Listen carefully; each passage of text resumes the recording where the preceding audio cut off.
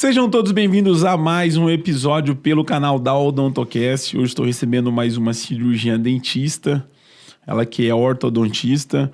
Ela não passou ainda pelos nossos canais de podcast, mas a família sim, né? Eu estou falando pelos bastidores. Estou falando da doutora Renata Gonçalves. Doutora, um prazer imenso recebê-la aqui no nosso canal da Odontocast e falar um pouquinho sobre a sua trajetória, falar sobre a especialidade, né? Você que é ortodontista, a gente poder navegar um pouquinho dentro deste mundo da ortodontia, inclusive falar também sobre o preparo ortocirúrgico, que é um assunto que a gente fala muito dentro da Bucocast. Sim. E pra gente é um prazer poder recebê-la aqui no nosso podcast.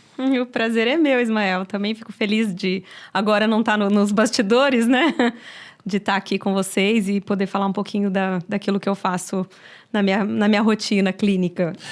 Hoje a ortodontia, eu diria que ela é o braço direito do bucomaxilo, né? Com certeza. No sentido de tratar o paciente, né? O tratamento do paciente multidisciplinar dentro da bucomaxilo, talvez dentro da várias especialidades que une o tratamento do paciente ortocirúrgico, talvez o ortodontista é o principal ali dentro dos colegas que participam, que a gente vai falar também sobre esse tema. Mas antes de nós entrarmos nessa pauta, eu queria que você falasse sobre a sua formação na ortodontia. Quem que inspirou você ir para a ortodontia? Obviamente, primeiro você escolheu a graduação, né? Quem que te levou para a odontologia? Se vem de família, se é algo desse tipo. E como que você escolheu a orto?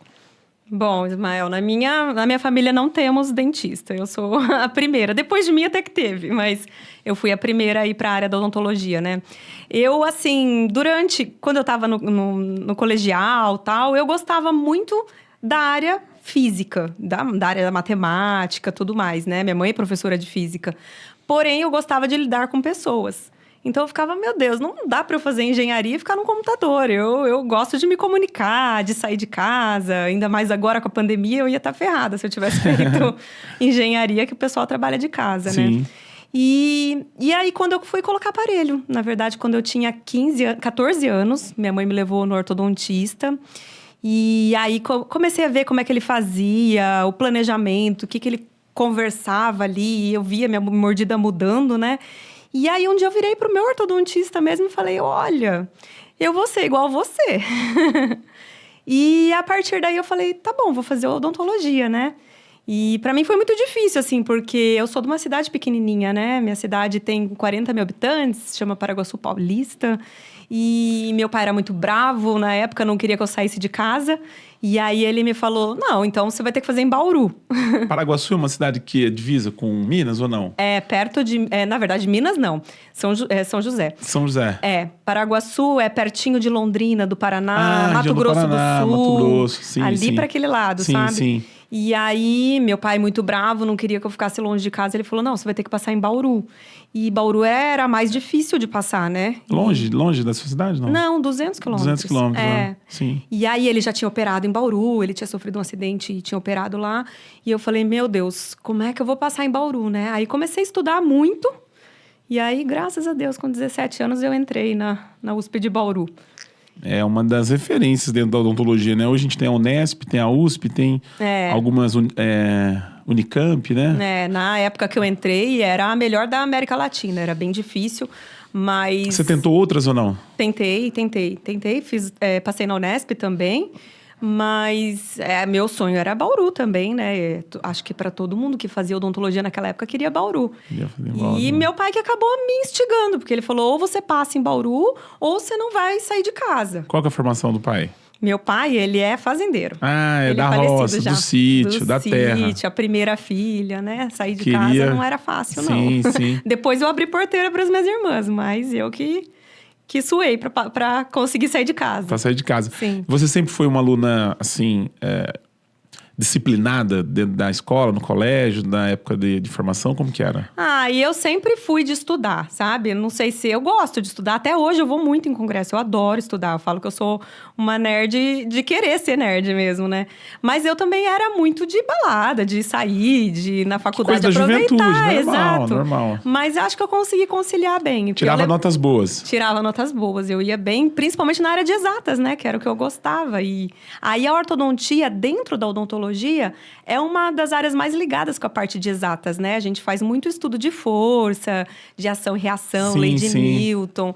Então, eu me encantei. Tem uma sinergia. Eu acho que a hora que eu fui no meu ortodontista e comecei a ver ele fazendo cefalometria, estudando, falei, nossa, achei uma área que eu vou poder me comunicar, sair de casa, atender paciente e na área mais das ciências exatas, né? Isso em que ano, quando você fez a graduação de odonto? Eu entrei em 1999.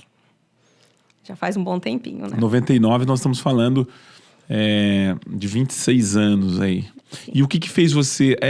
na época que você fez graduação em odontologia, a ortodontia era a bola da vez? Porque, assim, tem épocas na graduação que tem cursos que acabam se destacando mais. O que a maioria da turma sua de graduação buscou na época? Tem bastante amigo meu que foi para ortodontia. Naquela época era meio a meio, sabe? Metade dos ortodontistas eram mulher, metade eram homens. Hoje em dia as mulheres estão mais na ortodontia, as mulheres estão mais. A quantidade já era maior de mulheres na graduação ou não? Não, na minha turma foi meio a meio. Meio a meio. Foi meio, metade homem, metade mulher. Metade homem, metade mulher. Depois que foi vindo mais, principalmente na área da ortodontia, algumas áreas da odontologia ficando mais mulheres do que homens, né? Mas na minha época era meio a meio. Você começou a ortodontia logo que você saiu da graduação? Como é que foi? Você foi para outras disciplinas? Pensou em ir para cirurgia? Como que foi a escolha para orto? Nunca gostei da área de cirurgia. Eu lembro que na faculdade que eu tinha que operar, eu pedia para minha amiga... Não, opera os meus casos aí, deixa o professor sair que eu não quero.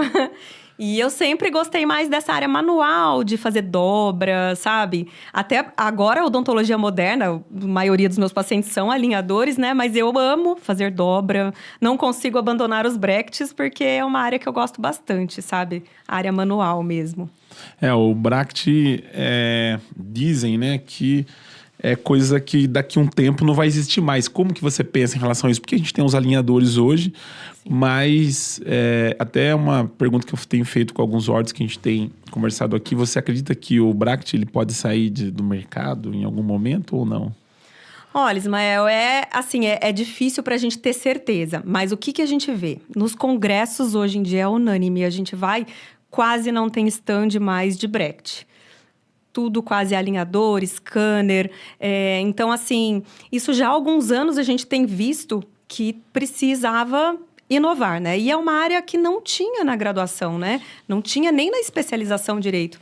Eu lembro que quando eu estava na minha especialização, lá em Bauru, o meu professor me falou, Renata, vai para o Canadá. Você faz faz um estágio lá na Universidade de Toronto e volta pra gente ver como é que você achou, né? E eu lembro que quando eu fui pra lá, que foi em 2006, eles já usavam Invisalign, já usavam outras... 2006? Em 2006, na Universidade de Toronto, no Canadá. Eu vi vários pacientes tratando com alinhador. E aí eu fiquei, meu Deus do céu. E eu voltei para Bauru, falei pro meu professor, na época, o Guilherme Jansson, né, falecido. Falei, professor, lá eles usam alinhadores e tal. E ele falou, para com isso aí não funciona. Eu nunca esqueci disso, porque eu lembro que eu falei para ele, não, professor, você me mandou para a melhor faculdade do Canadá e vem me falar que não funciona o aparelho que eles usam. Então, assim, eu lembro direitinho disso, que foi a partir de 2006 que eu já comecei a ficar antenada nos alinhadores. E hoje em dia, na época eu comecei antes, né, eu tive que estudar a parte de alinhador, só tinha em São Paulo, meus pacientes eu tinha que moldar com silicona, porque não tinha scanner no Brasil. E aí mandava de avião, demorava 2 meses e meio para os alinhadores chegarem. Passei por tudo isso, Ismael, porque... Você pegou essa fase. Foi justamente porque eu fui para fora que eu já vi o comecinho dos alinhadores. E hoje em dia a gente tem scanner no consultório, né? Mas em 2006, 2007, essa realidade não existia no Brasil. Mas já existia no mundo, né? E assim, falando dos brackets... Eu não acho que os alinhadores são para todas as pessoas. Se você me perguntar, eu, por exemplo, não que o aparelho não é bom. Claro que o ortodontista consegue fazer tudo com o alinhador. Hoje em dia a gente tem terapias híbridas, a gente cola alguns brackets, algumas coisas individual por pouco tempo. Então a gente consegue fazer todos os casos com alinhadores. Porém, não são todos os pacientes que estão dispostos, que vão conseguir usar o alinhador. Tem pessoas que são indisciplinadas nessa parte, né? Tem paciente que me fala, eu não uso óculos, eu perco óculos. Então, essas pessoas, muitas vezes, elas querem bracket. Elas falam, eu prefiro que você faça e eu não tire nada em casa. Então, por isso que na minha opinião, vai ser difícil os bracts sumirem do mercado. Claro que vai ter cada vez mais paciente querendo usar alinhador, mas ele tem as vantagens dos bracts também, né? E tem, por exemplo, alguns cirurgiões que nem gostam de operar com alinhadores, né? Então, tem casos que às vezes a gente trata com alinhador, cola os bracts para fazer cirurgia e depois finaliza com alinhador de novo. Alguns colegas dizem que os alinhadores é só uma fase, né? Um momento, como teve dos aparelhos... O pessoal fala autoligado, né? E, enfim, aí você vai falar com Luiz Gandini, né? Esses ortodontistas mais raiz, Capelosa, né? Hugo Trevize, que é falecido também. Obviamente, eles foram ensinados, né, o tratamento ortocirúrgico com os bracts. E hoje, obviamente, com a tecnologia, você vê os alinhadores praticamente tomando conta do mercado. Dentro do seu consultório, o que é bract e o que é alinhador em porcentagem? Como é que é isso aí, seu atendimento lá? 90% dos pacientes são alinhadores. 90% alinhador? A maioria é. Verdade. Tem alguns que eu até convenço de ir para os bracts, ou outros que... criança, que às vezes a mãe prefere colocar bracket. Mas assim, é o que eu falo. Eu não acho que fui eu que escolhi os alinhadores. Foram os pacientes. Eles foram chegando no consultório e falando, não, eu não quero mais bracket. No meu caso, se não for com alinhador, eu não vou fazer. E o começo dos alinhadores, Ismael, foi muito difícil, sabe? Eu que peguei essa fase de 2006, porque eles eram alinhadores. Entendeu? Eles não conseguiam fazer muitas movimentações. Mas a tecnologia foi evoluindo muito. E hoje em dia, por exemplo, eu estava semana passada num congresso só de alinhadores. E aí a gente faz todos os casos praticamente a gente consegue. Claro que não vai ser só com os alinhadores. A gente vai colocar algumas coisas complementares. Mas isso ajudou a gente esses pacientes que não aceitavam bracts, a fazerem o tratamento ortodôntico. Eu vi um professor de orto falando sobre a questão dos alinhadores. Ele falava assim, cara, como que vai girar um canino, que ele falava? Com um alinhador e tal. Ele batendo de algumas teclas assim, sobre coisas que é muito difícil você fazer com um alinhador. E que você tendo o tratamento na mão, né, que é com os bracts, você tem muito mais facilidade de você fazer. E aí, quando você pergunta para alguns colegas sobre se você trata todos os casos com alinhador, se é possível... Né? Há quem diga que sim e há quem diz que não.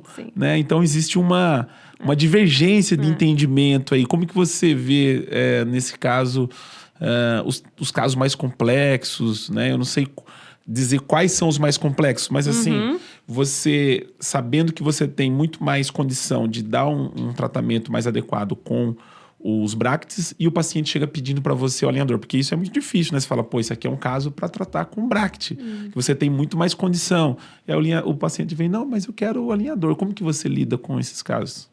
Bom, eu na minha opinião é o seguinte, eu acho que os alinhadores você tem como é que eu vou te dizer? Você tem uma fase que você vai precisar estudar muito para você ir bem com os alinhadores. Não é fácil. Tá? Então, se você pensar assim, eu vou resolver todos os meus casos com alinhadores, você vai ter que estudar muito. Porque os alinhadores têm vários tipos, várias marcas no mercado, e você tem que colocar algumas coisas junto. Então, que nem você me perguntando sobre um caso complexo, às vezes um giro de canino. Muitas vezes, dependendo do grau que esse canino está girado, eu não vou conseguir só com o plástico fazer a movimentação. Eu vou colar um botão, vou fazer um movimento binário. E aí às vezes, assim, em 2, 3 meses, o alinhador já resolve o restante completamente, entendeu? Mas em alguns momentos, a gente usando uma terapia auxiliar, a gente consegue fazer muita coisa com os alinhadores. Mas você tem que ir estudando, tem que ir evoluindo, porque o próprio alinhador vai evoluindo. Às vezes, coisas que ele não fazia num ano, no outro ano você já consegue ver que ele já consegue te entregar sem precisar fazer mecânica híbrida em alguns casos. Você tem, quando você está tratando o paciente 100% com os bracts, e caso você tenha algum problema de planejamento, por exemplo, qual que é mais fácil você conseguir reverter? Quando você está com alinhador ou quando você está com os bracts? O que encarece mais? O que te dá mais trabalho? Porque você pode ter um erro de planejamento. Você fala, pô, cara, eu fiz isso, mas não era para eu ter feito isso. O que te facilita mais você resolver quando existe esse erro, que é comum, que pode acontecer. Sim. Então, o que acontece? Nos alinhadores, o seu planejamento é todo antes. Claro que você vai poder fazer um refinamento, fazer um replanejamento no meio do caminho, mas você tem que estudar muito o caso antes de começar. Então, você vai pegar toda a documentação, as radiografias, tomografia, escaneamento, e eu tenho que pôr tudo ali. Por quê? Porque já vai vir uma sequência de alinhadores para eu ir até mais ou menos naquela fase do tratamento que eu propus. Se, por um acaso, nesse meio do caminho, eu tiver que reavaliar, mudar alguma conduta, algum dente que ficou para trás, muitas vezes porque o paciente não usou direitinho, aí o que eu vou ter que fazer? Eu vou ter que escanear e pedir novos alinhadores. Agora, se eu tô com o bracket, naquele momento, eu já vou fazer uma dobra, já vou soltar o bracket e recolar. Entendeu? Ou seja, você tem mais facilidade de você conseguir reorganizar. Só que eu também acho... Por que eu acho que com os alinhadores o tratamento fica mais rápido? Porque todo esse planejamento que a gente faz antes, a gente tem muito mais facilidade de enxergar problemas quando você está fazendo um planejamento para alinhador pelo software, assim como a ortognática também evoluiu nessa área, né? A gente faz muito planejamento hoje em dia com tomografia, com escaneamento, então você consegue também fazer um planejamento mais minucioso do que, às vezes, quando você vai fazer com o bracket, que você vai colocar a força e todo mês você vai mudando de acordo com aquilo que você está prevendo. Então, o tempo de tratamento com o bracket acaba ficando um pouco mais demorado por esse motivo também, por ele ser uma coisa mais manual. Você que tem aí mais de 20 anos dentro da ortodontia, onde você acha que o ortodontista precisa estudar mais? No modelo convencional ou nesse modelo dos alinhadores? Onde que exige mais o conhecimento do orto? Olha, hoje em dia, eu penso que um ortodontista que não dominar essa parte de alinhadores, ele vai ficar para trás. Porque é o que eu estava falando, são os pacientes, eles já chegam assim, olha, doutora, eu vou colocar alinhador. Entendeu? Então, você tem que ser bom para você conseguir resolver o problema do paciente com o alinhador. Claro que ali eu vou convencê-lo de colocar um attachment, de colocar um elástico, de colocar um botão. Eu vou convencê-lo de acordo com o problema que o paciente tem. Mas se você ficar focando unicamente em bracket hoje em dia, na minha opinião, você vai ficar para trás. Você tem que evoluir junto com a tecnologia, né? E a tecnologia está evoluindo para esse lado. Os congressos já estão mostrando isso para a gente, né? O planejamento é você que faz ou é o software? Uma vez que você fez toda a documentação, você manda, ele planeja ou é você que tem que dar a ordem para o software? Como que funciona isso? Não, no meu caso, eu sempre planejo os meus casos. Eu não aceito que um técnico planeje os casos que eu vou tratar. Mas é possível o técnico, você fazer essa documentação e o técnico Tem algumas marcas de alinhadores que fazem isso. Que o técnico faz. Que você só manda, por exemplo, até nos Estados Unidos. Falam que você compra até alinhador pela internet. Caraca. Entendeu? Mas aí ele vai ser um alinhador, né? Porque é muito difícil usar alinhador, não é fácil. Sabe? Se você parar para pensar, ele não... Você tem que fazer muita mecânica ali dentro que você não aprendeu na faculdade, que você não aprendeu na especialização. Então, ele pode ser muito simples para alinhar, mas ele é um aparelho bem complexo para um ortodontista bom que queira entregar os casos dele com a qualidade do bracket, com o alinhador, ele vai ter que estudar bastante. Quando você tem extração com alinhador, a coisa funciona normal? Funciona. A gente faço casos com extração também. A gente tem que colocar alguns power arm ou então fazer alguns attachments grandes para ter movimento radicular, né? Porque o que o alinhador faz? Ele vai empurrar o dente. Então, você tem que puxar a raiz também. Então, para você fazer esse movimento radicular, para fechar o espaço, ou você vai pôr um attachment grande ou você vai colocar algum braço de força lá em cima para puxar a raiz junto. Porque quando eu penso na extração, eu sou leigo, né, gente? Sim. Eu não sou da área, mas quando você fala em extração, parece que o negócio fica um pouco mais complexo, Sim. né? O tratamento é um pouco mais específico. Dentro dos alinhadores e versus os aparelhos fixos, qual que é o paciente que te dá mais trabalho, que você tem mais dificuldade em relação a adolescente e adulto? Depende do trabalho que você diz. Para limpeza, vai ser o aparelho, os brackets, né? Porque é muito mais difícil, então é mais fácil ter cárie, ter inflamação gengival, eu ter mancha no dente com os brackets. Então, nesse ponto, são os pacientes que vão me dar mais trabalho. Agora, em que ponto que os pacientes de alinhador me dão mais trabalho? No ponto da motivação. Eu tenho que estar o tempo todo motivando ele a usar o aparelho 22, 23 horas por dia. Cada dia a mais, a gente vai vendo os estudos falando que tem que ser o tempo todo com o alinhador na boca. Se você tira por mais de 30 minutos, você já cessa a remodelação óssea. Então, esses pacientes que não vão usar nessa intensidade vão dar trabalho também. Como que você lida com o paciente essa questão? Porque uma vez que o paciente não colabora, você precisa... O Bract, você não precisa de mim. Uma vez que eu colocou o Bract, eu sento e choro. Não tenho o que fazer. Exato. Porque eu já usei Bract, viu, gente? Por isso que eu tô falando. Você não tem o que fazer. Eu tinha até um alicatinho, que quando quebrava o Bract... Você cortar o arco. Cortava, porque, cara, você imagine. Devia ser um paciente indisciplinado. Não, soltava o fio uma sexta-feira, 5 horas da tarde. O que você faz? Você sente e chora. Ah, filho, eu abria ela no banheiro, que eu tava assim, pau, você escutava um barulho. Aí parecia na segunda-feira lá, com o fio cortado, e tinha que soltar e fazer tudo de novo. Sim. Então, assim, eu, por exemplo, optaria pelos alinhadores. Sim. Mas eu acho que eu não seria o paciente que... Eu ia enganar muito o meu cirurgião dentista. Tipo, eu ia burlar bastante, sabe? Como que você passa isso pro paciente? Porque uma vez que ele não usa, o tempo demora. Você disse que o tempo é mais curto, né? O tratamento é mais rápido. Mas como que você passa isso para ele poder entender? Existe alguma documentação? É uma coisa que você tem que conversar? O paciente tem que estar ciente? Como que é isso? O que eu falo para os pacientes é o seguinte, os alinhadores, a vantagem dele é a desvantagem dele também, que é o fato deles serem removíveis. Então, se o paciente ficar sem o aparelho na boca, eu brinco muito com eles, eu falo assim, o que vai fazer seu tratamento ficar bom, além de um planejamento minucioso, tudo direitinho, vai ser o seu uso. Se você usar mais ou menos, o resultado vai ser mais ou menos. Porque ele precisa de o tempo todo estar na boca. A força ortodôntica, né, para remodelação óssea, ela tem que durar 10 horas, parar 30 minutos, já volta de novo. Então, assim, eu costumo falar para os pacientes isso, que o que vai depender do resultado, porque a gente está planejando, ele está vendo ali o resultado, vai ser o uso. Então, eu gosto muito de marcar meus pacientes todo mês, sabe, Ismael? Tem gente que às vezes entrega alinhador para ficar 2, 3 meses longe. Eu gosto de ver meu paciente todo mês para eu motivá-lo a usar. Porque aí, se eu vejo que um dente não está acompanhando como deveria acompanhar, eu mostro no espelho, eu explico, eu ponho alguma terapia auxiliar para já ajudar naquele momento, para não ter que recomeçar de novo com novo refinamento. Então, até paciente meu que mora longe, que hoje em dia, o que o alinhador também é bom? A gente consegue tratar paciente à distância.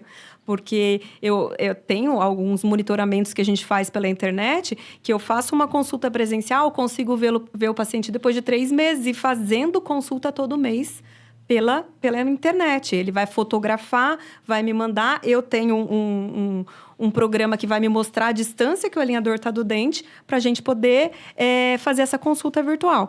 Então, se não fizer uma consulta uma vez por mês, nem que seja algumas virtuais, eu acho que pode comprometer o resultado do tratamento, sim. E você entende que ele é mais rápido versus os aparelhos convencionais ou não? Depende do caso? Depende do caso. Mas quando você tem o mesmo caso, que você pode tratar tanto com Bract quanto com alinhador. Imagina que a gente está falando de 2 casos iguais. Tá. Você acredita que o alinhador ele é mais rápido? Depende do caso. Por exemplo, um paciente que já usou Bract e aí saiu um incisivo do lugar, ou 3 dentes do lugar. A hora que você vai movimentar com Bract, você tem que seguir uma sequência de arco. Então, o tempo de tratamento vai ser maior. Não dá para eu já chegar num arco retangular. Mesmo que sejam 2, um dente que está torto. Agora, o Bract eu consigo fazer movimentação individual.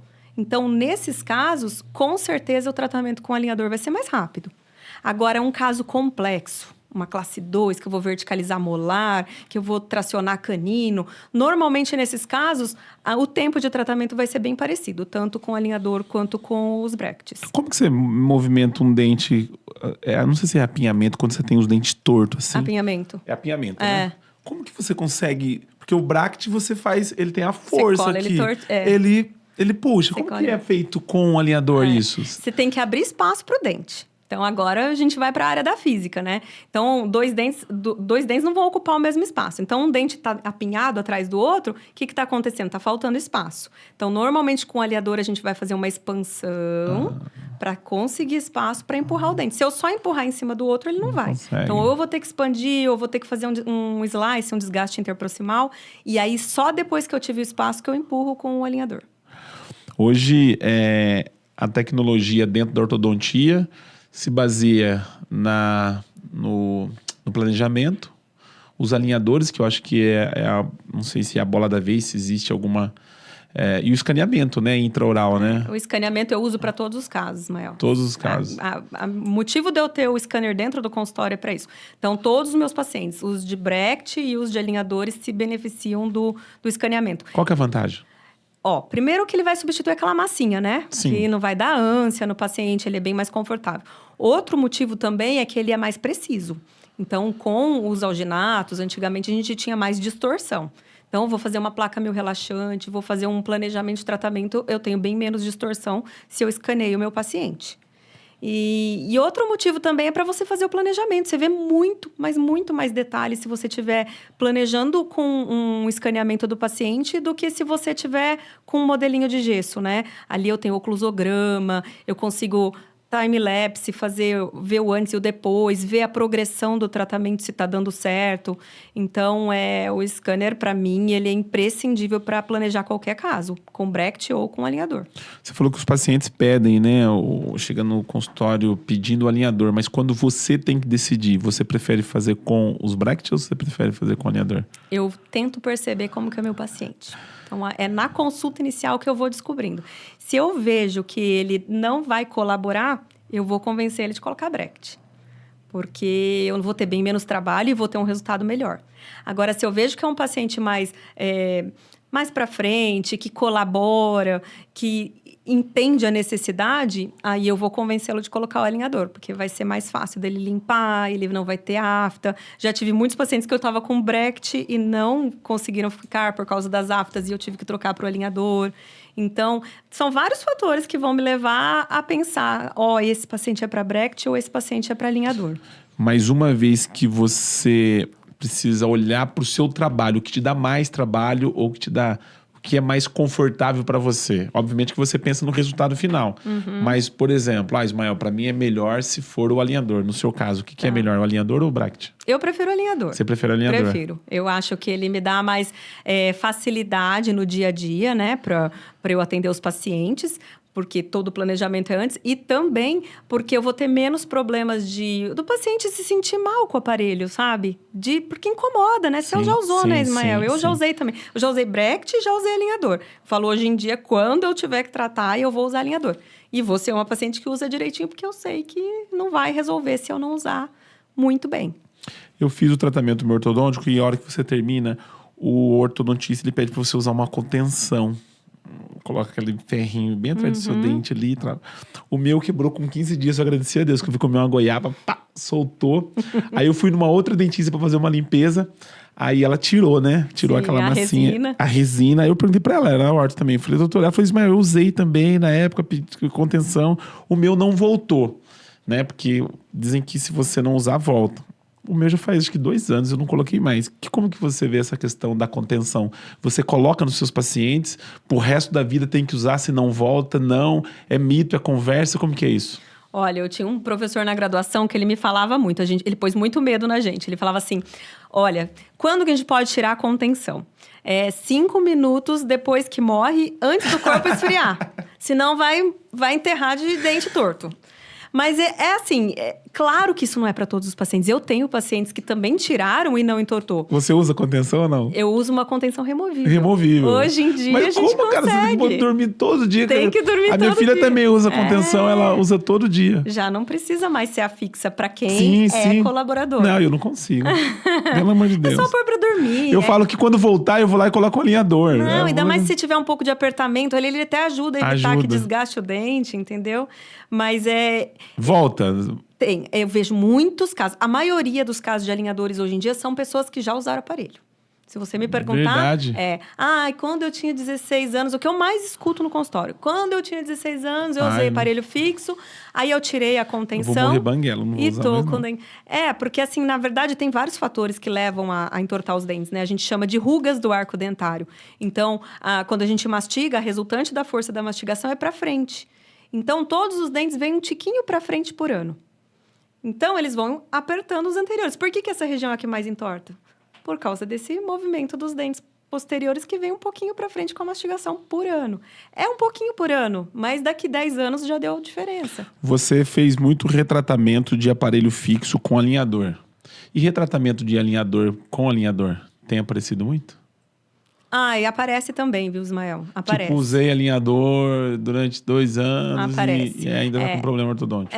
Porque assim, às vezes, é o que eu falo, gente, não é o alinhador que vai resolver o problema do paciente, né? É o profissional. Eu brinco com os pacientes, o aparelho é o carro que vocês vão escolher para o ortodontista dirigir. O ortodontista que é o motorista, né? Então, às vezes até pode ser uma Mercedes, pode ser um alinhador super caro e o ortodontista não dominar aquela técnica, né? Então, ele não vai conseguir entregar um resultado com um alinhador, seja lá qual marca for, se ele não tiver habilitado para aquilo. Então, às vezes, a gente pega retratamento como de bracket de alinhador também. E é indiferente, o retratamento exige do profissional... obviamente mais atenção, porque já é mais difícil. E aí você vem com a mesma filosofia, vou tratar com alinhador, ou você fala assim, não, cara, retratamento tem que ser com bracket. Existe isso ou não? Depende de caso a caso. De novo, eu vou olhar o paciente. Se ele tiver tratado com alinhador e está querendo retratar, eu vou investigar por que não deu certo. Se o paciente usou direitinho, claro que vai depender de eu confiar no paciente também. Mas se eu vejo que ele foi cooperador, eu posso retratar com alinhador tranquilamente. Agora, se ele não foi cooperador, tal, não foi colaborador e não vai usar direitinho, eu vou convencer ele dessa vez de pôr bracket. Qual que é o tempo estimado hoje de um tratamento ortodôntico em média? Obviamente, acho que varia de caso para caso, mas vamos falar de um caso complexo até um caso mais tranquilo. Hoje, seja com bracket ou alinhador, no seu ponto de vista, quanto tempo hoje em média? Vamos supor que é uma recidiva de tratamento, que é aquilo que você me falou da contenção. Saiu do lugar 2, 3 dentes. 6 meses com alinhador a gente resolve. Com bracket vai demorar um pouco mais, porque eu consigo agir unicamente naquele dente. Agora, um caso normal, uma classe 2, uma classe 3, normalmente uns 2 anos de tratamento. O paciente que está 6 anos de aparelho tem coisa errada. Normalmente tem. Ou o paciente não vai nas consultas. Aparece essa paciente ainda, de 5, 6 anos de aparelho? Aparece. Pior que aparece. Eu tenho paciente que às vezes vem até de fora, da Bahia, com 6 anos de aparelho para terminar o tratamento. E aí vem fazer o tratamento para cá, porque não sai do lugar. Infelizmente, ainda tem. Quando que o paciente tem que ficar atento na questão do tempo de tratamento? Porque você pode, obviamente, dar alguns caminhos. Doutor, eu estou há 3 anos e meio, estou há 4 anos. A partir de que tempo esse paciente precisa começar a olhar para esse ortodontista, começar a gerar um questionamento, porque está começando a sair fora do comum? A partir de quanto tempo?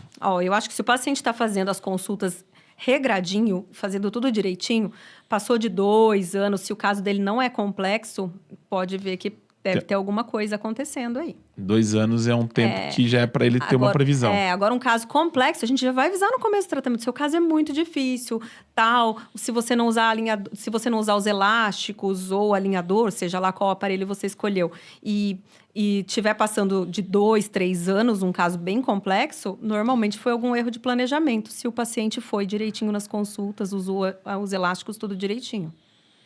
Esse tal dos elásticos era difícil de usar, viu, gente? Vou falar pra você, é uma luta. No alinhador também tem que usar elástico? Tem. Então tem que fazer, filho. Tem. Você que nos acompanha pelo canal da Odontocast, não é inscrito no nosso canal, vai lá, se inscreva no nosso canal, onde nós vamos estar compartilhando esse episódio e também alguns cortes desse podcast com a doutora Renata. E também o nosso Instagram, vai lá e você pode também passar a nos acompanhar pelo Instagram, onde nós vamos estar compartilhando também alguns cortes desse episódio.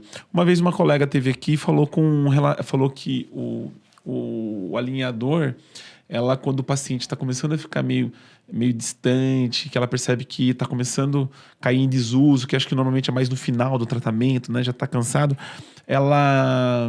ela indica, às vezes, um clareamento junto para fazer Isso é uma coisa que funciona? Você já teve alguma experiência com isso? E é possível você fazer o clareamento junto com o tratamento com o alinhador? É possível, sim. Sim, na verdade, às vezes você tem que ver...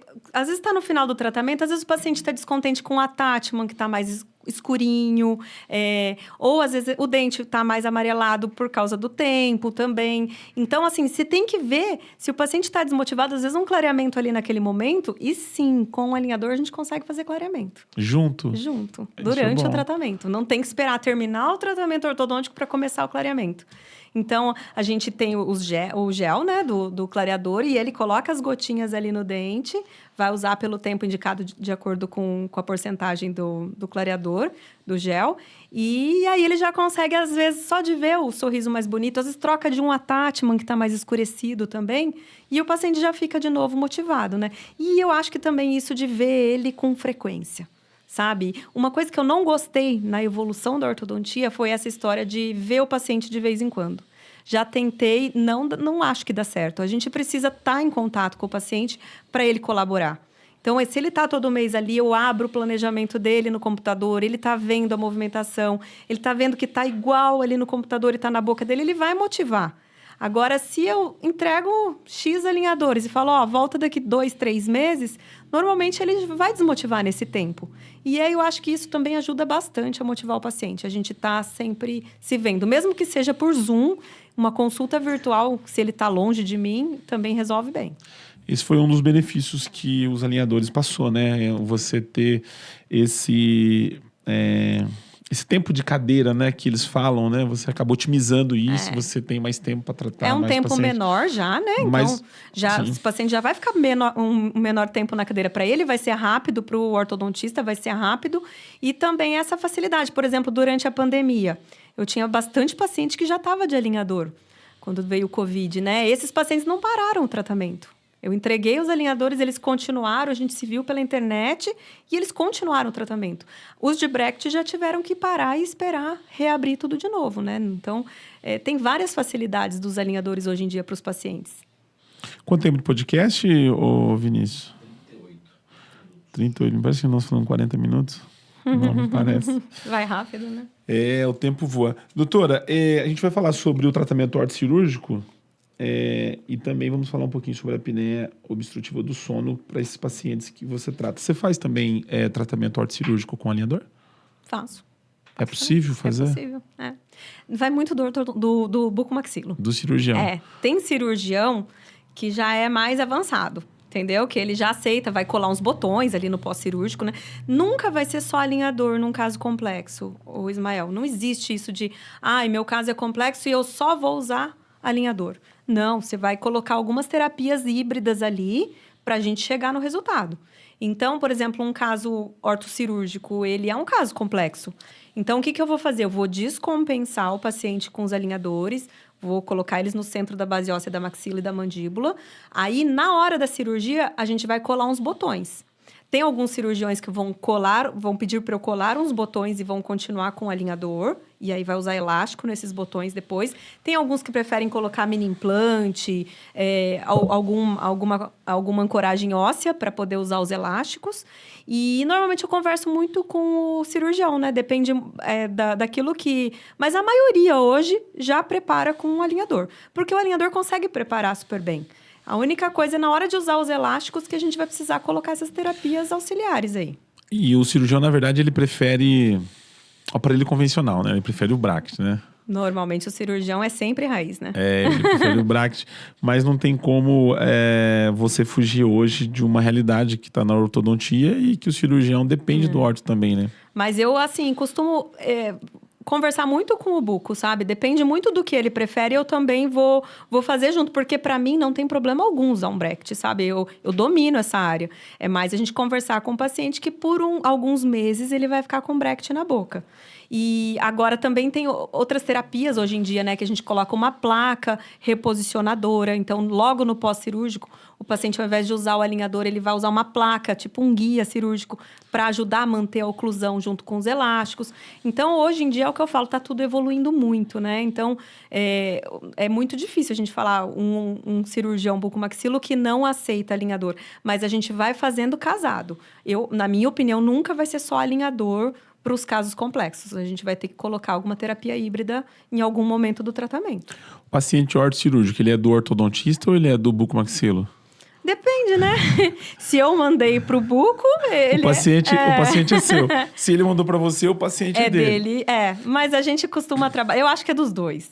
Assim como é do fisioterapeuta junto. Tem vários profissionais que trabalham muito nesses casos ortocirúrgicos, né? Qual que é a maior dificuldade hoje do ortodontista em entender o tratamento ortocirúrgico, né? Porque quando a gente fala com o bucomaxilo, o que eles se queixam, né? Muito caso compensado, né? Muito caso que o ortodontista não entendeu. Parece que é um mundo ainda, apesar de ser uma coisa hoje, vamos dizer assim, muito natural o tratamento ortocirúrgico, né? Sim. Ainda os cirurgiões reclamam muito, né? Assim, se ele tem 10 ortos, ele fala, cara, tem 2 ortos que me manda que vem o resto, ele tem dificuldade e tal. No seu ponto de vista, o que ainda falta para o ortodontista entender esse mundo do paciente ortocirúrgico? Eu acho que é o planejamento. Eu acho que o ortodontista erra ali no comecinho. Se ele pegou um caso que era cirúrgico e não avisou o paciente na primeira consulta ele já vai ter problema lá na frente. Porque ele vai tentar tratar esse caso. Compensar. E aí, lá na frente, ele vai avisar o paciente que é cirúrgico. Então, o paciente já vai estar desmotivado. Já vai para o bucomaxilo querendo operar na hora, então. Ou não querendo operar. Então, já virou uma bucha, né? Agora, aquele caso que chega no consultório e você viu que ele é cirúrgico. Porque não é que ele vira cirúrgico, Ismael. Ele é cirúrgico desde o começo. Entendeu? Você planejou e já avisou o paciente, o seu caso é cirúrgico e a sua maxila está aqui, sua mandíbula está ali, vai precisar da cirurgia para posicionar a parte óssea, porque o aparelho vai fazer movimentação dentro alveolar, ele não vai movimentar a maxila e a mandíbula para frente, isso só em criança, né? Então, se você já explicou isso ali no comecinho para o paciente, eu acho que a hora que você vai conversar com o cirurgião, está tudo no começo. Então, você planeja junto com ele. Para mim, é muito importante um bucomaxilo que está durante o tratamento conversando comigo, porque às vezes eu olho e falo, o que você acha? Mando para ele. Renata, faz mais isso aqui, faz mais aquilo ali. Tem que ser os dois ao mesmo tempo. Ele vai operar na hora certa. Então, eu acho que isso falta muito, sabe? É essa interação entre o ortodontista e o bucomaxilo. Quando essa interação é desde o começo, desde antes de colocar o aparelho na boca do paciente, eu acho que o bucomaxilo fica bem mais feliz também. O ortodontista tem dificuldade de enxergar esse diagnóstico, porque quando você fala assim, o que é cirúrgico e tal, parece que é muito claro isso, mas a gente vê da parte da bucomaxilo, muitos casos cirúrgicos, o ortodontista tentando compensar. E às vezes o paciente está de aparelho 6, 7, 8 anos e não consegue chegar num resultado final. Você acha que o diagnóstico também é uma dificuldade que você entende que existe ainda dentro da ortodontia ou não? Eu acho que até nisso as coisas evoluíram. Por exemplo, antigamente, a gente fazia muita compensação de caso cirúrgico. Isso a gente aprendia na faculdade, né? Porque, vamos extrair 2 pré-molares, vamos retrair a maxila e resolveu a classe 2. E depois, conforme a gente foi estudando e vendo os efeitos deletérios de não ter feito uma cirurgia ortognática nesse caso, eu acho que o ortodontista também evoluiu nessa parte, sabe? Ele aprendeu a fazer mais casos cirúrgicos para casos que são cirúrgicos. Agora, o que vai te levar a ver se o caso é cirúrgico ou não? É estudo. É você pegar aquela cefalometria, não sei se um ortodontista não fizer não fizer uma cefalometria, um estudo detalhado, talvez ele não percebeu que a mandíbula ou a maxila estava tão fora do lugar. Eu não sou dentista, mas tem uns casos que eu vejo na rua e falo, esse aí é cirúrgico. Então, pois esse é ortognático, isso aí não tem o que fazer, uns classe 3 que você vê assim. Você fala, gente, como que resolve um caso desse? Como que você lida com o paciente, essa questão da cirurgia? Porque o paciente, ele não tá indo lá esperando que você vai falar para ele que tem que fazer uma cirurgia. Ele quase nunca sabe que ele é cirúrgico. Ele nunca sabe. Como que é isso para você? Porque ele é convencido no seu consultório. Sim. Quando ele vai pro cirurgião... Ele já tá convencido. Ele já tá convencido. Como você passar isso pro paciente, mostrar que a cirurgia vai trazer benefícios para ele... como que você lida com essa questão? Eu acho o seguinte, você viu o paciente, você está vendo que é cirúrgico, a sua segurança vai fazer o paciente querer fazer a cirurgia. Por exemplo, eu já peguei muitos casos, a maioria dos casos cirúrgicos são pessoas que usaram aparelho a vida inteira. Esses casos você estava falando que vê na rua. Então, assim, é muito comum pegar uma médica, por exemplo. Olha, eu usei aparelho 3 vezes e não ficou bom. E eu vim pôr de novo com você. Aí eu olho, puxa, uma super classe 2. Aí eu tenho que já na primeira consulta matar o resultado. Porque aí eu acho que ela já sai dali sabendo que vai usar a quarta, quinta, sexta vez e não vai ficar bom de novo. Então você tem que estar seguro de que aquilo vai precisar de uma cirurgia e o paciente enxerga isso. Ele sente sua segurança e ele vai operar porque ele confia em você, né? Você é o profissional que ele procurou. Então, assim, eu falo, se a gente colocar a quinta vez de aparelho de novo, e mesmo que seja comigo, com o dentista que você escolher, não vai ficar bom. Então, vamos precisar passar com o cirurgião. Às vezes o paciente fala, eu não vou operar. Eu falo, tudo bem. Mas se você marca uma consulta com o cirurgião, você vai lá e conversa. Depois que você ouviu ele, se você voltar para mim e falar que não vai fazer a cirurgia, aí a gente vai pensar se a gente vai poder fazer alguma coisa que te ajude. Não vai ser um tratamento 100%, mas alguma coisa que pelo menos amenize o seu problema. Mas eu não faço isso sem ele ter passado por uma consulta para ouvir tudo aquilo que o bucomaxilo tem para falar. No modo geral, quando o paciente tem um problema de deformidade e você vai preparar esse paciente para cirurgia, você piora o caso dele, ok? Piora. Você deixa mais visível. Exato, muitas vezes sim. Já aconteceu com você do paciente desistir da cirurgia porque você piorou o caso dele? Isso aí eu escutei em um evento, em um simpósio que eu organizei lá em Goiânia. E uma ortodontista falou isso. Que desistiu nessa fase? Que desistiu. Na hora que ela piorou, que estava pronto para operar, o paciente desistiu. E ela ficou, tipo assim, e agora? Tipo, né? Porque eu preparei você para cirurgia. Como que você passa para o paciente isso aí? Porque isso pode acontecer. Pode. A pergunta é se já aconteceu com você e ele tem que estar ciente que você está piorando a situação dele para ele passar por uma cirurgia. Como que lida com isso? Normalmente já na primeira consulta eu vou avisar, vou piorar. Tá vendo que sua mandíbula está aqui atrás, seu dente está deitado. Eu vou levantar, vai piorar, eu já explico. Você vai ficar feio. Vai ficar feio. Só que, na minha opinião, eu acho que na maioria das vezes eles querem acelerar a cirurgia. Porque ficou feio, entendeu? Então, às vezes eu pego, por exemplo, já peguei adolescente, menina com 16 anos, classe 2. Aí, a hora que eu tô terminando o preparo, ela tá desesperada para operar. Porque dá uma piorada mesmo. Mas, do contrário, comigo nunca aconteceu, Ismael, de desistir nessa fase. Eu acho que eles mais me pressionam para acelerar. Que é possível de acontecer, né? Às vezes o paciente perde o plano médico, sai da empresa, acontece coisas desse tipo. E aí, obviamente, você precisa saber como lidar com isso, né? Com certeza. Como é que você vai lidar com um caso desse? Você vai ter que, se possível, compensar o caso de novo. Entendeu? Mas é um serviço... Você tem que deixar claro para o paciente. É cirúrgico e vai ser mais ou menos. Eu vou recompensar, né? Não vou conseguir corrigir a maxila. Mas, na minha opinião, eu acho que teria que fazer isso. Você teria que... sei lá, convencer o paciente a operar, na verdade. Ele precisa entender que agora ele tem que operar. Ele tem que operar. Exato. Porque você... você já preparou. Já foi tudo conversado antes. E os benefícios ele ainda não viu, né? Então, ele tá desmotivado, mas ele ainda não viu como é que vai ficar o rosto dele. Ou seja, o paciente, na primeira consulta, ele precisa entender que não tem volta. O caso já tem que ser explicado. É mais ou menos isso, não tem volta. Se você desistir, você vai ficar pior do que você chegou. Tem caso que eu compenso. Mas com o paciente estando ciente de que não vai ser um caso muito grande, né? Porque compensar muita coisa também não vai ficar legal. Mas o paciente tem que estar ciente que o caso dele é cirúrgico. Você vai nas cirurgias do seu paciente ou não? Não vou. Não vai? Mas já foi. Eu vou pouco. Eu não gosto muito da parte cirúrgica. Não gosto da parte cirúrgica. Tá, mas já participou de algumas cirurgias? Já fiz cirurgia na faculdade. Na faculdade e tal. Mas a cirurgia em si, porque às vezes o paciente quer que você esteja lá. Eu vou visitar no consultório, no hospital, às vezes. Às vezes você vai lá. No pós-cirúrgico, eu já tive pacientes que eu fui lá para visitar, para ver como é que tá. Pra saber como é que foi.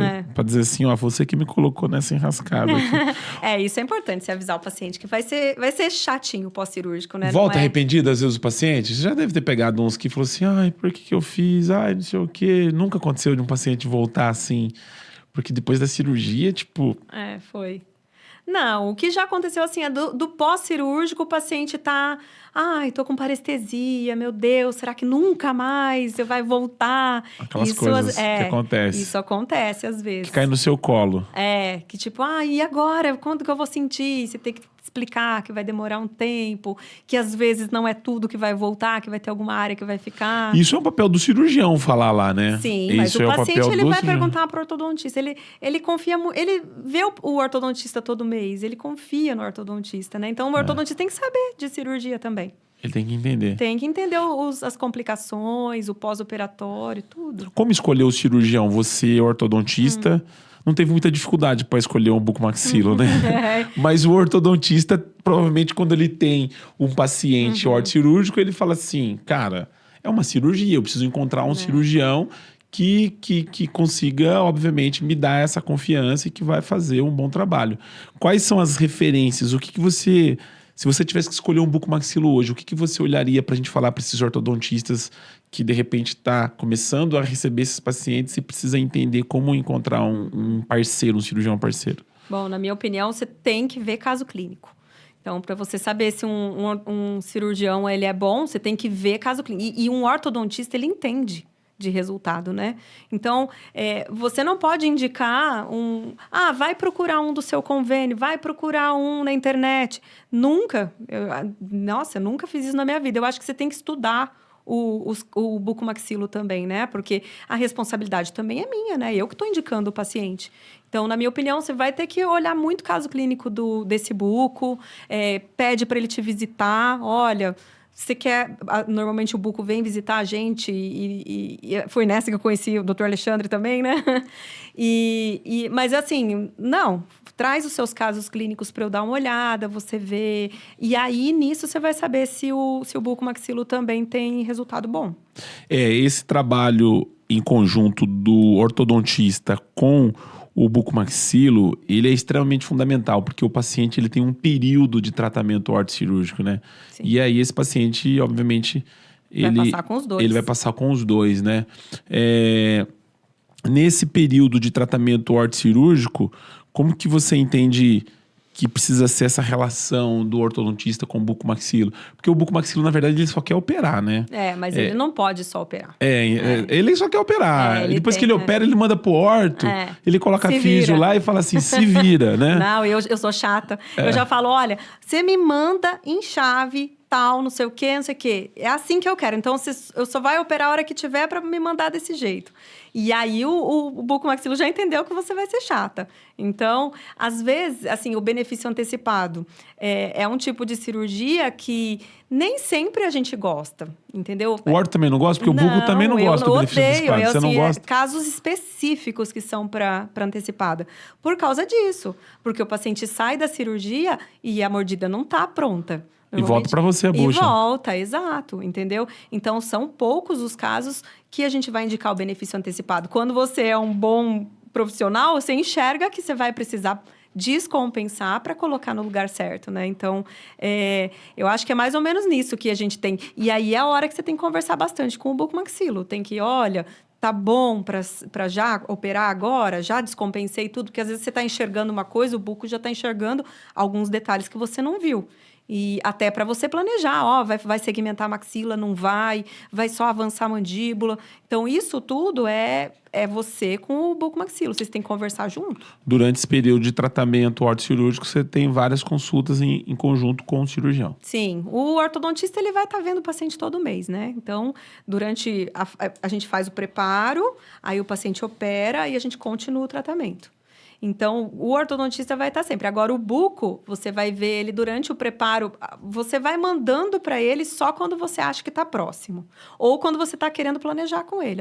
Eu descruzo essa mordida ou você vai descruzar? Então, isso tudo você tem que conversar no pré. E no pós, olha, você teve alguma intercorrência, alguma coisa que eu preciso tomar cuidado, algum dente que eu vou ter, que teve enxerto, alguma coisa assim. Então, é mais ou menos nisso que você tem que estar conversando com o buco. O buco tem que conversar. O tratamento do paciente ortocirúrgico, ele é funcional ou ele é estético? Uma pergunta que eu faço para os bucomaxilo essa. Eu acho que é os dois. Não tem como ser uma coisa só. É funcional e estético. Funcional você e preza, estético. Quando você vai tratar esse paciente para o bucomaxilo, aonde que você se apega mais? No funcional ou na estética? Olha, eu me apego muito na parte do perfil facial, tá? Então, para mim, assim, quero saber onde que vai colocar para eu ver se tá ok, né? A gente que é mulher, a gente fica muito com essa coisa de rosto, né? E o ortodontista dizem que entende melhor da face do que o bucomaxilo. Dizem os ortodontistas, Eu né? acho que é por isso que tem muito ortodontista que foi pra Hoff. Porque, assim, por exemplo, o dia que eu fui operar meu nariz, eu já avisei o cirurgião. Olha, não muda meu ângulo nasolabial, tal, porque a gente estuda muito o perfil facial, né? A gente faz cefulometria desde a faculdade. Então, eu gosto muito de ver essa parte do perfil facial do paciente, altura do sorriso, tudo. E na parte funcional, eu acho que é mais o buco. A gente, assim, vai ver na parte da oclusão, a parte da oclusão funcional, mas a parte de ATM e tal, ele tem que me entregar numa posição que o paciente respire bem e tudo mais, né? Agora, pensando no paciente, quando ele decide fazer a cirurgia ortognática, a tomada de decisão desse paciente está mais ligado à função ou à estética? Dos Mulher, casos... a estética. A estética. Homem, a função. A função, né? Normalmente é assim. Mas é claro que você tem que estar preocupado. Porque às vezes o paciente está falando, eu só quero função. Mas é óbvio que se deixar ele com o rosto pior do que ele tá, ele vai ficar furioso com você. Para os casos de apneia, por exemplo, né? Normalmente você tem que avisar o paciente que vai puxar um pouco para frente para melhorar a parte respiratória. Então, eu acho que... Os homens se preocupam com a função mais, né? Mas você tem que deixar ele com um perfil agradável, senão ele vai ficar triste também. No seu ponto de vista, quanto tempo hoje leva em média o tratamento do paciente ortocirúrgico? 2 anos, mais ou menos. No pré e pós? Você está falando desde o começo até o final, depois da cirurgia? Ou você está falando só do preparo? Não, eu acho assim, se o paciente for fazer a cirurgia sem o benefício antecipado, sim, normalmente vai uns 8, 10 meses de pré. De pré. E depois mais uns 10 meses de pós. Então eu acho que dá uns 2 anos de tratamento. Hoje consegue preparar um paciente com menos de 1 ano? Às vezes sim, depende do aparelho. E depende do tanto de movimentação que você vai fazer.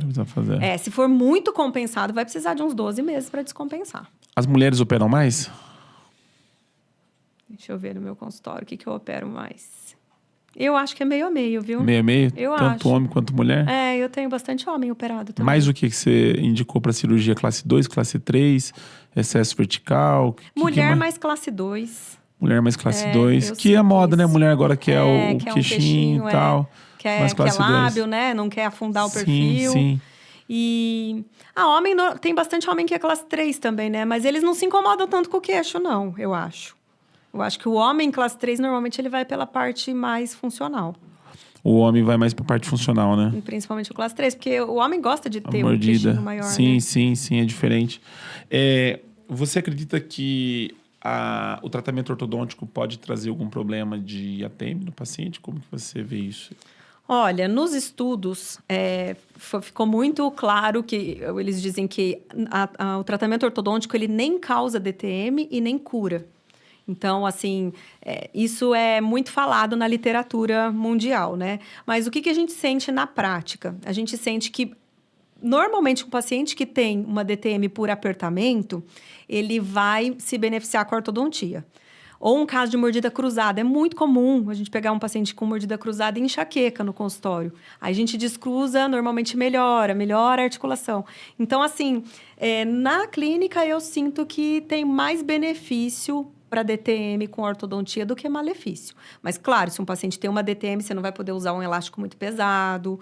Você vai ter algumas coisas que você tem que ficar de olho para você também não prejudicar a TM dele.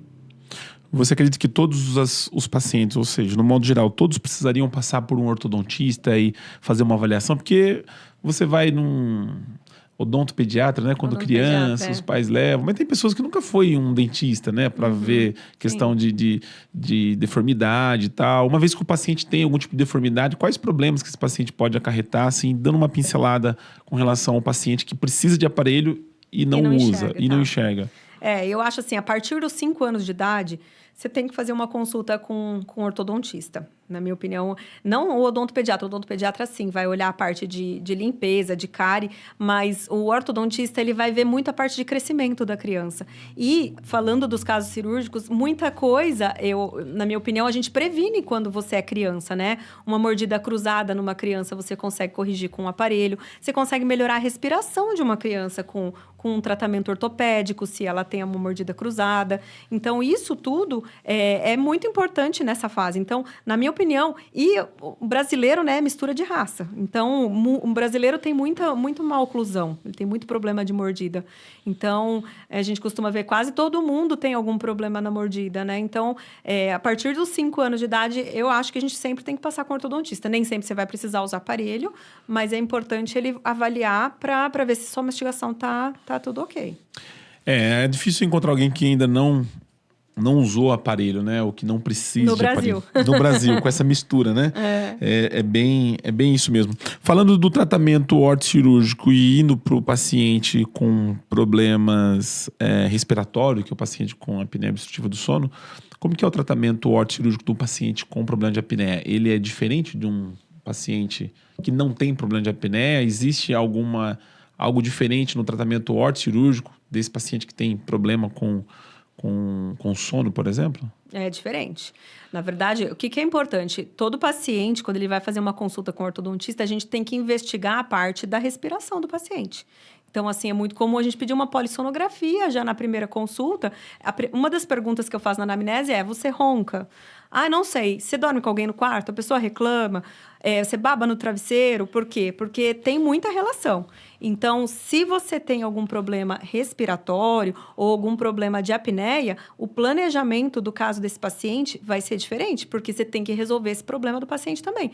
Hoje em dia, a gente sabe que a apneia ela causa problemas sistêmicos, vai aumentar o risco de um problema cardiovascular, uma pressão alta. São várias coisas no corpo da pessoa que é influenciado por um paciente que tem apneia, né? Então, na hora do planejamento, se o meu paciente tem apneia, eu primeiro vou fazer a polissonografia e vou investigar o grau de apneia que ele tem. Se ele tiver uma apneia leve, a moderada, e tá tudo ok com a parte da relação da mastigação dele, eu não vou precisar da cirurgia. Eu vou fazer um tratamento com aparelho intraoral, fazer um avanço mandibular.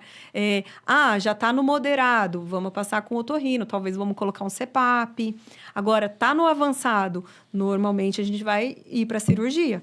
E aí a cirurgia ela tem que avançar, né? Ela tem que puxar esses ossos um pouco para frente para melhorar a passagem do ar lá atrás. Então, o planejamento ele é diferente para um paciente que tem apneia do que para um paciente que não tem, se ele for fazer uma ortognática, por exemplo. Nos casos de pacientes com problema de apneia, algo relacionado a isso, você tem utilizado das plaquinhas relaxantes para fazer o tratamento? Não a mil relaxante. Eu uso uma plaquinha de avanço mandibular. É que eu não sei qual que é a mil relaxante e qual que é a plaquinha normal. Eu falei mil relaxante porque eu achei que era uma coisa só. É diferente. A mil relaxante é para DTM. Para DTM, disfunção. É aquela para quem tem bruxismo, apertamento do dente. Verdade. E a placa para apneia obstrutiva do sono, ela faz um avanço mandibular. Legal. Então, ela é uma placa que pega a maxila e a mandíbula, tudo por dentro da boca. Então, diferente do CPAP, que é para fora e tudo mais, ele fica dentro da boca. E aí, eu vou fazendo várias consultas e vou avançando a mandíbula do paciente. Que é um protético que faz essa placa. É um protético. Você faz o escaneamento, não moldo mais. Escaneio, mando para um laboratório próprio e ele vai fazer um aparelho titulável. O que é um aparelho titulável? Não é esses que a gente compra na internet. É um aparelho individualizado e eu vou avançando conforme eu vejo que precisa. Ficou ok, a gente para de avançar e o paciente usa só para dormir.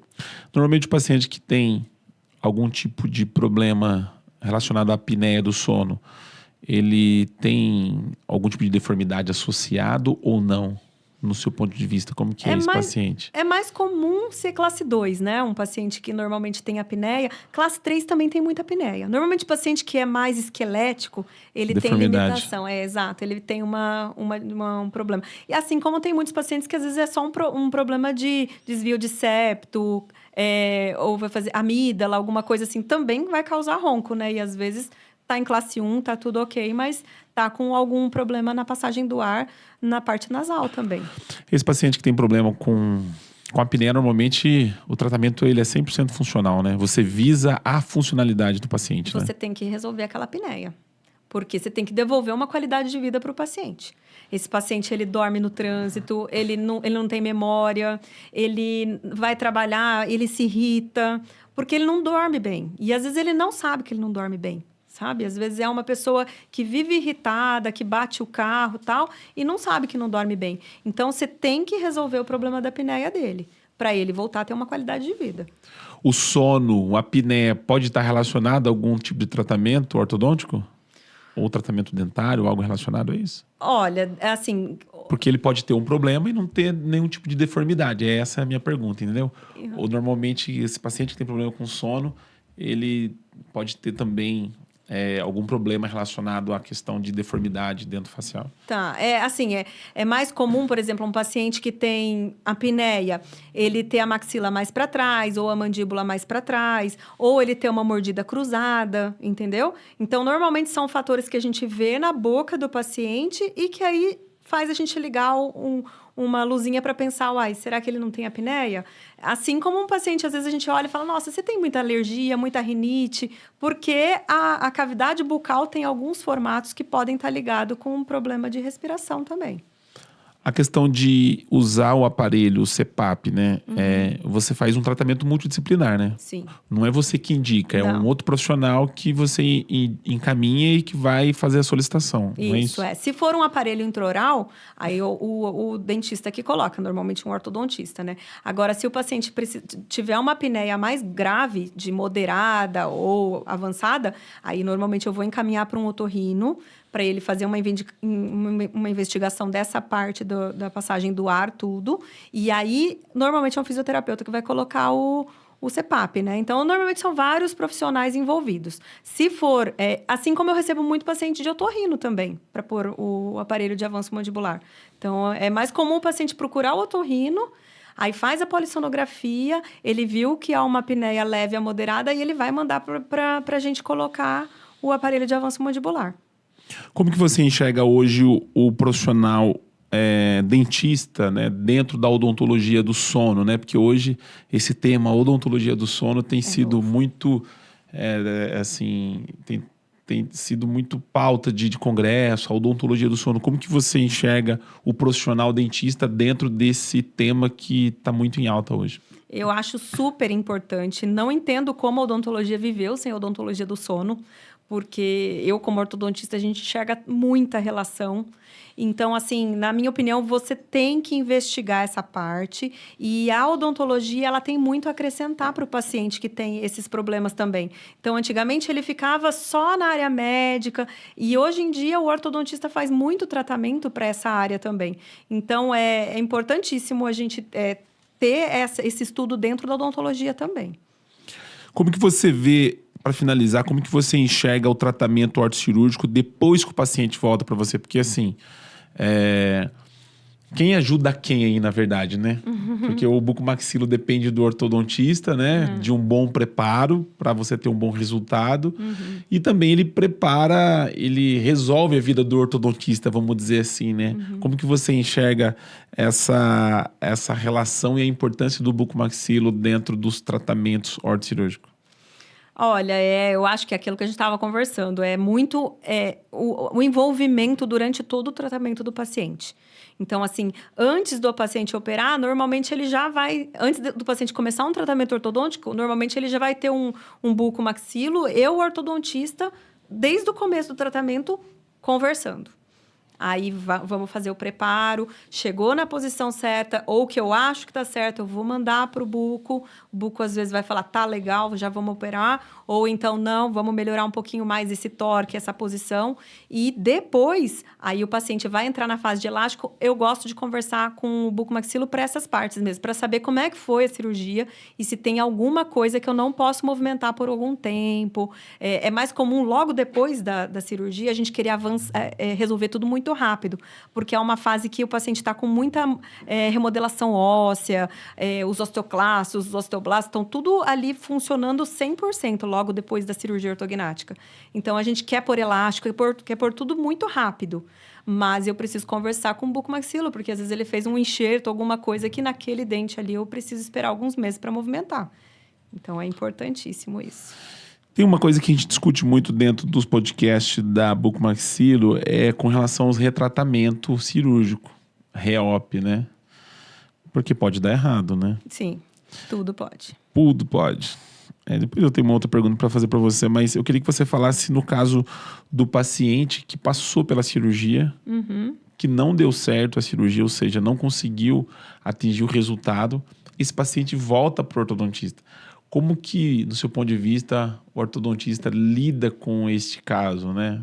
Pô, você mandou o caso, não deu certo a cirurgia, o paciente passou 3, 4 horas no centro cirúrgico, voltou para você e você olhou e falou assim, cara, não era isso, do tipo, piorou, ou ele não entendeu, tem alguma coisa errada, né? Não é o seu caso, porque eu sei que você é bem respaldada com relação à cirurgia, mas eu sei que tem muitos colegas que enfrentam situações assim. Como você conduzir isso? É conversar com o cirurgião? É você escolher outro cirurgião? É tentar entender o que aconteceu? Porque no meio do orto e do bucomaxilo tem um paciente. Tem um paciente, que exato. no meu ponto de vista... É o mais importante. É o mais importante e que na maior parte das vezes é do ortodontista esse paciente. Sim, sim. Então eu vejo nessa balança bucomaxilo e ortodontista o paciente muito mais do orto do que do buco. Por mais que ele venha por uma indicação do bucomaxilo, mas eu vejo que o refinamento, o acabamento... É o orto que vai dar. Que vai ter que dar o grafinário. Que vai ter que dar o grafinário. Então eu vejo esse paciente mais... Como lidar com uma situação dessa, doutora? Assim, vamos supor que a cirurgia não teve sucesso. Primeira coisa, já tem que sair da cirurgia... Você vai ter conversado com o buco, né? E você saber por que não deu certo, né? Ou algum ponto que não ficou legal. Muitas vezes a gente consegue compensar na ortodontia, né? Então, às vezes ele resolver os probleminha. A gente chegou num ponto, agora o restante eu vou ter que compensar um pouco, porque tinha limitação, não dava para avançar mais. Então, o ortodontista vai suar um pouco mais, mas ele vai ter que compensar. E o importante é aquilo que a gente falou, é o paciente, você tem que dar o resultado final para ele. E se você não escolher um bom cirurgião, você pode entrar numa lascada também, né? Então, eu sei lá, se um paciente me procurar falando, eu vou operar com tal cirurgião, você faz o preparo? Nem todos os casos eu vou querer preparar. Se você não preciso conhecer o cirurgião, ver se vale a pena eu colocar o meu serviço junto. Porque vocês vão fazer uma sociedade aí na cirurgia, exato. né? Por exemplo, antes de eu conhecer o Dr. Alexandre, meus pacientes não operavam na região, eu mandava para Bauru. Porque você não tinha... eu não conheço ninguém bom, eu preciso de alguém bom, né? Uma vez que deu certo, todo mundo senta, toma um chopp, comemora e felizes para sempre. Mas uma vez que deu errado, de quem que é a responsabilidade? É do ortodontista ou é do bucomaxilo? Eu acho que depende do caso. Se o ortodontista não preparou bem... Consegue empurrar o problema pro bucomaxilo. Já viu? O bucomaxilo não gosta quando tá bem preparado, porque vai dar problema na cirurgia. Ele não vai conseguir fazer tudo que ele precisava. Sim. Assim como o ortodontista, se ele pegar um bucomaxilo ruim, ele também vai ter que suar a camisa e resolver o problema. Então, eu acho que os dois vão ter que resolver junto o problema, né? Sim. Quando você entrega bem preparado, o mínimo que o bucomaxilo tem que fazer é te devolver bem tudo operado. Encaixadinho, tudo bonitinho, né? Por isso que eu falo, tá bom, você vai me devolver em chave de canino? Ok, vamos operar agora. Então, não, dá para melhorar aqui. Então, espera, não opera. Deixa eu melhorar pra gente chegar lá. Esse tempo de poder preparar o paciente tá mais na mão do orto, né? Porque é o orto que libera, né? É ele que cede, vamos dizer assim, olha, pode operar. Ou seja, nesse período aí, quem tem um controle do paciente, na maior parte, é o ortodontista. Mas às vezes também, Ismael, o paciente também tem o mês que ele quer operar. Entendeu? Tem isso também. Eu vou ter férias no meu trabalho em dezembro. Você tem 3 meses para preparar. Aí a gente também tem que suar a camisa e preparar. Então, assim, é os 3. É o ortodontista, é o buco e é o paciente também. Tem os 3 estarem em acordo ali de que o momento é aquele. Como que é a sua comunicação com o paciente antes da cirurgia? Como que você prepara o seu paciente para a cirurgia? Porque até então... Esse paciente, ele só entendeu da cirurgia o que você disse e o que o bucomaxilo disse, né? O bucomaxilo, ele dá uma florada na cirurgia, né? Sim. Eu vejo que o bucomaxilo, quando ele vai falar... Se o ortodontista não deixar bem claro para o paciente, ele pode correr o risco de o cirurgião não deixar exatamente os pingos nos i. Como você prepara o seu paciente com questão psicológica da cirurgia com relação a isso? Eu acho que desde o começo você já vai falar, é uma cirurgia grande... É uma cirurgia hospitalar, é uma cirurgia que você vai tomar uma anestesia geral, é uma cirurgia que você tem que saber todos os prós e os contras, porque é uma cirurgia grande, né? Mas, assim, o que o ortodontista tem que fazer? Ele não pode aflorar. Ele tem que falar, o seu caso é difícil. Entendeu? Por exemplo, uma classe 3, eu falo muito. Olha, a classe 3 é o tratamento mais desafiador e mais difícil da ortodontia. Então, o paciente já começa sabendo que é um caso complicado. Mas você dando os nortes, eu acho que aquilo que é complicado, o mais importante é isso, é o paciente sentir que você, mesmo sendo complicado, ele vai ter uma solução, né? Ele precisa entender como que vai terminar, né? Porque hoje, dentro do tratamento ortocirúrgico, a maior parte dos pacientes, eles estão preocupados com o final, né? Eles querem saber como que... se eles vão conseguir alcançar o objetivo que eles estão buscando, né? Quando eu vejo que quando a gente fala muito com o bucomaxilo, quando o paciente vem buscando tratamento, pensando na estética, parece que esse paciente ele supera mais a cirurgia, né? Porque a mulher, principalmente, está preocupada com o queixo, com o lábio, né? Quer ter um rosto, às vezes tem uma simetria e tal. Parece que lida melhor com o tratamento ortocirúrgico. Mas quando é funcional, que o paciente não entende muito que a função pode melhorar a qualidade de vida dele, parece que esse paciente dá um pouquinho mais de trabalho. Pelo menos é o que eu percebo com as entrevistas que eu faço. Esses são os que dão mais trabalho para operar e os que ficam mais felizes depois da cirurgia. Verdade? Porque, por exemplo, tem um paciente minha que às vezes acabou de sair do centro cirúrgico e tá com aqueles caninhos aqui e tudo e fala...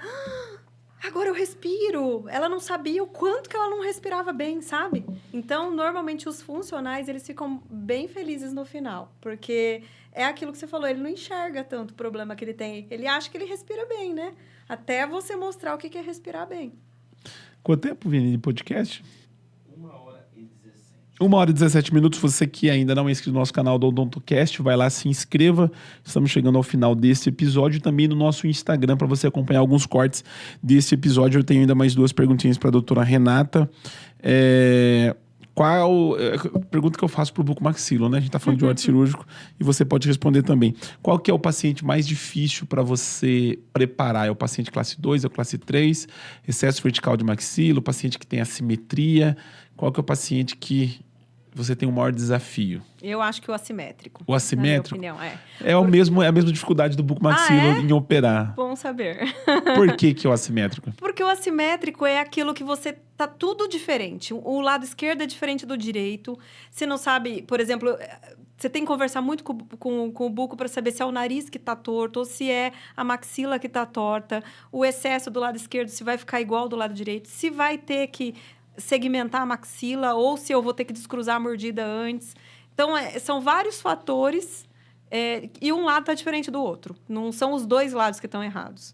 Entendeu? Esse é um paciente... Na minha opinião, o assimétrico é o mais complicado. Para o bucomaxilo também.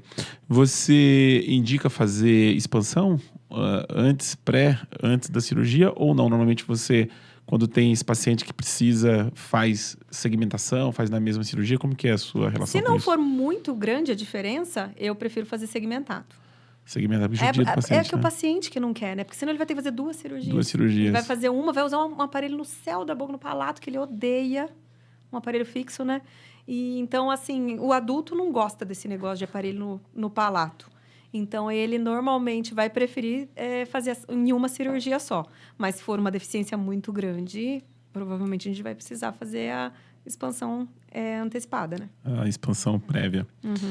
Doutora, com relação ao tratamento do paciente quando ele tem algum problema relacionado à apneia obstrutiva do sono, a gente sabe que dentro da bucomaxilo, obviamente, para fazer a cirurgia, o paciente precisa fazer alguns exames. Dentro da ortodontia, você tem também alguns exames que você solicita para fazer esse tratamento do paciente? Com certeza. Eu acho que qualquer paciente que tem ronco ou que já fale que acorda assustado, né? Que normalmente é o que acontece com o paciente que tem apneia, se tem que investigar. Então, a gente sempre pede uma polissonografia, né? Além dos exames que eu já faço para ortodontia, na cefalometria, na teleradiografia, eu já consigo ver bastante coisa, mas a polissonografia ela é imprescindível para o diagnóstico do ronco e da apneia obstrutiva do sono. Porque é daí que você vai criar um norte para o tratamento do paciente. Vou saber o grau que o paciente tem, né? Não adianta eu só saber se ele tem apneia ou não tem. Eu preciso saber se ela é leve, se ela é moderada ou se ela é avançada. Cada um desses é um tratamento completamente diferente. Uma vez que se você não tem esse exame, você pode piorar a situação do paciente. Com certeza. Assim como se eu tô desconfiando, o paciente me fala, eu não ronco, eu não tenho apneia, e eu tô desconfiando por causa da mordida, eu peço uma polissonografia, porque o meu planejamento vai mudar. É muito importante, principalmente num paciente que corre risco de vida, né? Por isso que eu falei que a odontologia do sono, ela não sei como ela não existia. Ela é imprescindível para um ortodontista. De verdade, quando fala de odontologia do sono, eu não sei se... É que o otorrino estuda bastante também isso, né? Sim. É difícil a gente falar assim, não... Tá mais na mão do ortodontista, mas é uma área que sempre teve na mão principalmente do ortodontista, né? Que agora, de uns anos pra cá, que a gente ouve falar mais sobre isso, né? Eu tenho muita indicação de otorrinolaringologista para eu tratar a apneia do sono. Tenho bastante. Que bacana. Porque um otorrino bom, às vezes ele não vai mandar o paciente pôr um CPAP se ele tem uma apneia leve. Poxa vida, o CPAP é um negócio grande, né? Não é todo mundo que se dá bem. Então, às vezes um ortodontista vai conseguir resolver com o aparelho intraoral. Então, não... Hoje em dia, eu vejo muita relação. Eu não acho. Eu acho que os otorrinos estão mandando bem paciente também para o ortodontista tratar. Coisas que há 10, 15 anos atrás não se falava sobre isso, né? Não existia esses aparelhos, né, de avanço. Era de avanço para classe 2, não era de avanço para apneia. O ortodontista só alinhava os dentes, coisas desse tipo. O tratamento ortocirúrgico se falava muito pouco, né? Muito pouco. E agora tá na mão do paciente, tá na mão do ortodontista, o paciente com problema de apneia, o paciente que precisa fazer uma cirurgia ortognática, né? Se fazia muita cirurgia sem ortodontista. Sem ortodontista. Né? Consegue imaginar isso ou não? Os bucomaxilas às vezes passam por aqui, não tinha tratamento ortodôntico. Eu falo, cara, imagina os ortodontistas olhando assim, como que vocês operavam? Imagina como que esse paciente não voltava para o ortodontista. Que, na verdade, nem tinha ortodontia, né? Não fazia preparo. Era muito no escuro, né? Eu falo, a tecnologia, na minha opinião... Apesar de ter muitos professores raiz, assim, que têm um pouco de receio, mas eu acho que ela está evoluindo demais e trazendo muito benefício, porque entrou nessa parte de multidisciplinaridade, né? Então, o ortodontista trabalhando com o bucomaxilo, com o otorrino, com o fisioterapeuta, e um se beneficia do outro, né? O bucomaxilo se beneficia do ortodontista estar por dentro das coisas mais modernas também, né? O tratamento é multidisciplinar, né? Total. Para finalizar, a última pergunta, como escolher o bucomaxilo? Eu falei da ortodontista, escolher o bucomaxilo, mas você tem um paciente e esse paciente precisa escolher o bucomaxilo, ele precisa passar pela cirurgia e você não tem indicação do buco. O paciente que tem que escolher, qual que é o conselho que você dá para o paciente, como ele escolher o bucomaxilo? Eu acho o seguinte, nunca escolha por...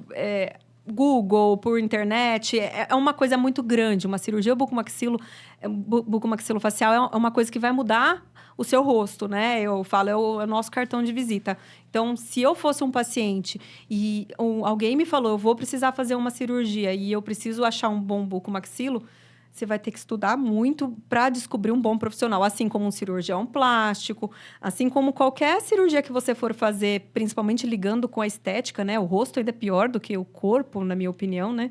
Então, eu acho que você tem que ter indicação. Você não pode ir na escura, não. Nem, eu vou escolher na cartinha do convênio. Não, você precisa estar com um cirurgião bom, porque cirurgia ortognática, trauma, é uma coisa complexa, não é uma coisa para qualquer um. Doutora Renata Gonçalves, um prazer imenso poder recebê-la aqui no nosso canal da Odontocast. A gente gravaria aqui mais 2 horas de podcast tranquilamente, né? Falando só sobre a odontologia do sono, que tem muito assunto, né, relacionado a esse tema. Eu já tive a oportunidade de assistir algumas aulas ministradas por cirurgiões dentista e ortodontista, e a gente sabe que tem uma infinidade, né, assim, o tema muito, muito, muito interessante. Mas assim, fica o nosso convite para você voltar numa próxima oportunidade. Vai ser um prazer poder recebê-lo. Quem sabe na Bucocast, com o Dr. Alexandre, fazer um podcast de orto cirúrgico. Eu de verdade conhecia você, mas não sabia que você dominava tão bem a parte orto cirúrgica.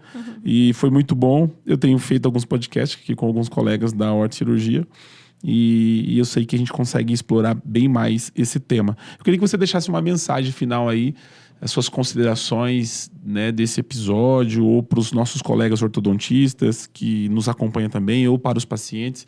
Fique à vontade.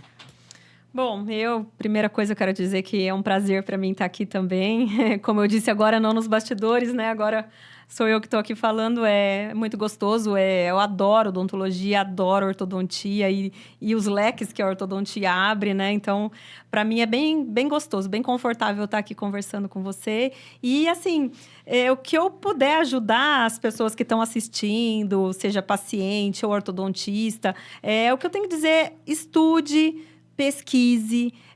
Você não o que vai te levar a escolher um bom profissional, a ter um bom resultado de tratamento, é isso.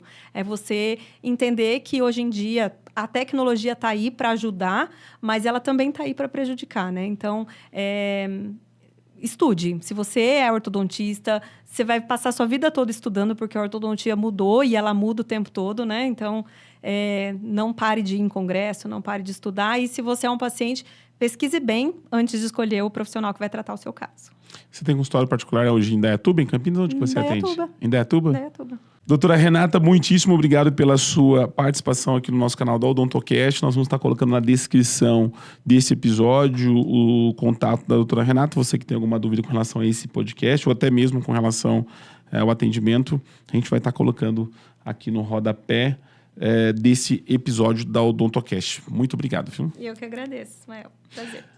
Você que nos acompanhou pelo canal da Odontocast, não é inscrito no nosso canal, vai lá, se inscreva, e também no Instagram, onde a gente vai estar compartilhando alguns cortes desse episódio. O nosso muito obrigado e até o próximo episódio.